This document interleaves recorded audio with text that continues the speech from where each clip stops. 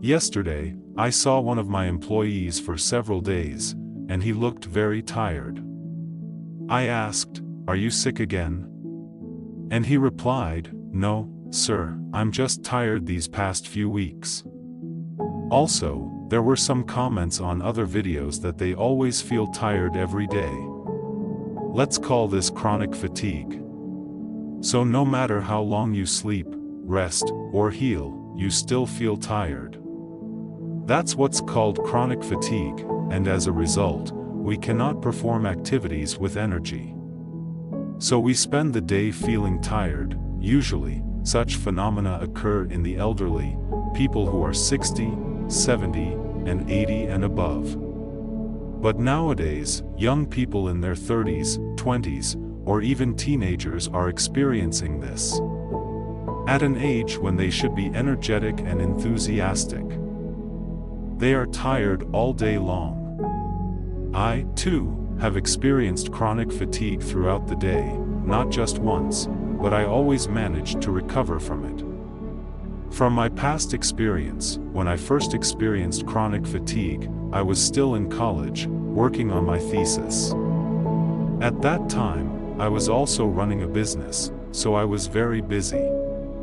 Not long after, I experienced chronic fatigue. So I tried to find a solution, experimented with many ways to overcome chronic fatigue, and the result turned out to be simple. From all the ways I tried, all the tips I did, hoping to find a magical solution that would solve everything. But the reality is that the simple ones work. And you've probably heard this from various sources: sleep, exercise, and maintain a healthy diet. That's it, people can. I'm sure you've tried these solutions, but they didn't work. The mistake usually lies in just doing it. So you sleep, and you feel like you've slept enough. Then you exercise, and you feel like you've exercised enough. Then you also eat 3 times a day, but it's not just that. First, let's talk about sleep. My mistake in the past about sleep was consuming a lot of caffeine.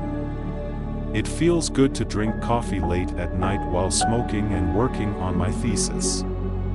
And that became my habit. I wake up in the morning, around 9 or 10 in my boarding house, I drink coffee. Then I go to my business place.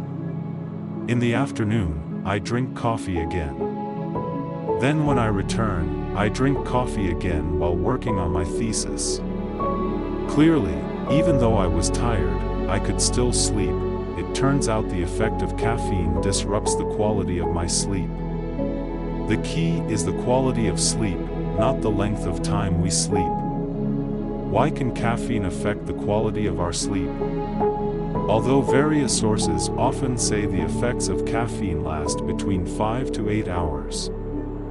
The reality is that the effects of caffeine can last up to 14 hours. So if you drink coffee at 3 p.m., the caffeine will only disappear entirely in the morning. It's terrifying, and it will disturb the quality of our sleep. Even though sleep is essential, it is important because, in addition to being a time for our bodies to restore themselves, whether from fatigue or other things, sleep is also important for our memory, so that we can process the information we receive that day. And if our sleep quality is not good, our bodies cannot do these things. My solution back then was to only drink coffee in the morning. After that, I didn't drink coffee anymore. And magically, since then, I haven't had sleep disturbances.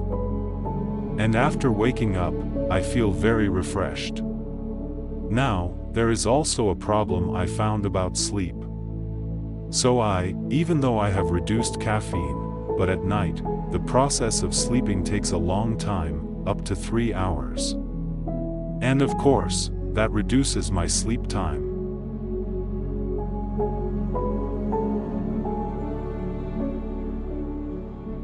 I also tried to find many solutions, but couldn't find them. And after finding it, it turns out it's simple.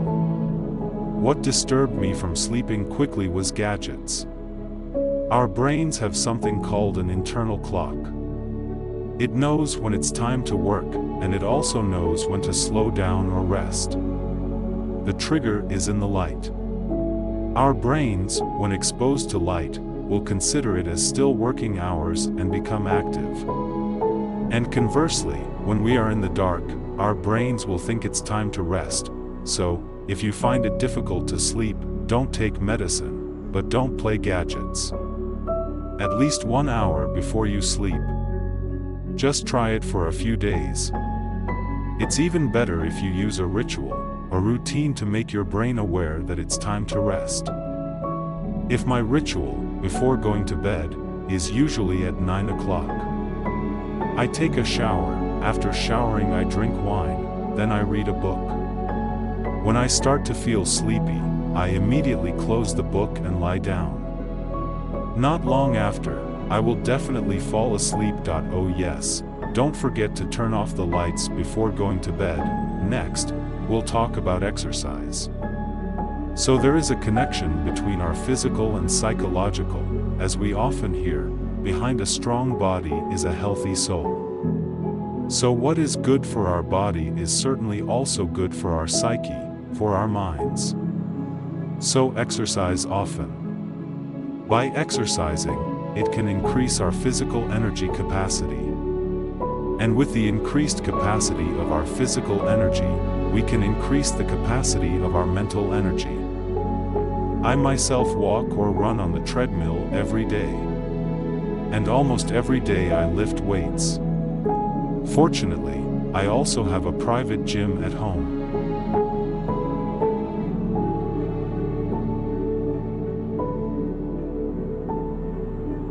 Okay, the last point is diet. Actually, I don't have the right to talk about the diet because my consumption pattern is unhealthy. I still smoke, I still drink alcohol, I also still eat padang rice. Eating padang rice for lunch is delicious, but it's not allowed. So, even though it's delicious, if you can, don't eat padang rice at lunchtime.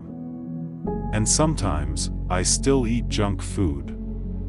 So, I can't discuss the details in this point because I'm embarrassed to teach something I can't do, but in short, there are some things about consumption that you should avoid, or at least reduce.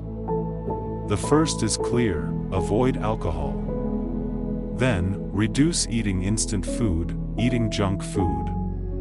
Reduce sugar consumption too. Then, drink more water. Believe me, the most mature drink in the world is not alcohol or coffee, but warm water. Then also increase protein. I eat almost half a kilo of meat a day, not including chicken and eggs.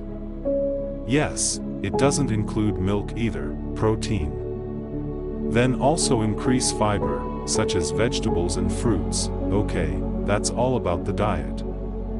So, in conclusion, if you want to be energetic, productive, and not tired anymore, you have to balance sleep, exercise, and food consumption.